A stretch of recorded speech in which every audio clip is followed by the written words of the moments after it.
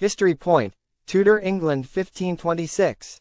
Their love and marriage not only shook the royal court but reshaped the very fabric of England, triggering political and religious upheaval that echoed for centuries.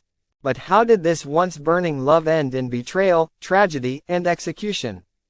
The romance between Anne Boleyn and Henry VIII began at the opulent English court, but their love story was far from ordinary. Anne wasn't just a beautiful courtier, she was intelligent, charismatic, and held strong Protestant beliefs. This captivated the king, whose marriage to Catherine of Aragon produced no male heir. His infatuation with Anne drove him to challenge the Catholic Church's ban on divorce, ultimately splitting England from Rome and creating the Church of England. Henry's obsession with Anne wasn't just personal, it was political. His desire for her and for a male heir led to the English Reformation. By rejecting the Pope's authority, Henry's court was in turmoil, and those opposing his decision, like his once trusted advisor, Thomas Wolsey, met with ruin.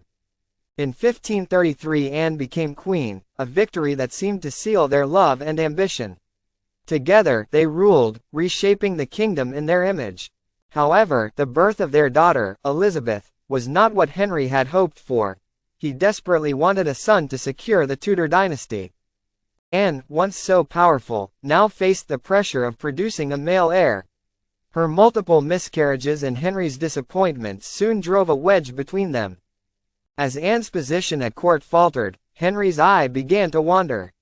His new infatuation, Jane Seymour, was poised to take Anne's place. What had once been a deep, passionate bond was now marred by suspicion, betrayal, and paranoia. In 1536, Anne Boleyn was arrested and taken to the Tower of London. Accused of treason, adultery, and incest, her imprisonment marked the beginning of the end. Despite her pleading and the lack of substantial evidence, Anne's fate was already sealed. Her enemies at court, and Henry's desire to marry Jane, had set the stage for her downfall. Anne spent her final days in despair, knowing her trial was a sham. Her thoughts undoubtedly turned to her young daughter, Elizabeth, who would one day rise to greatness as a queen, ironically, surpassing any Tudor male. On May 19, 1536, Anne was led to Tower Green for her execution. Her final moments were dignified, as she accepted her fate. In a single swift stroke, the life of one of England's most controversial queens ended. Anne Boleyn's fall from grace was swift and brutal. Once Henry's great love, she became a victim of his ambition and impatience.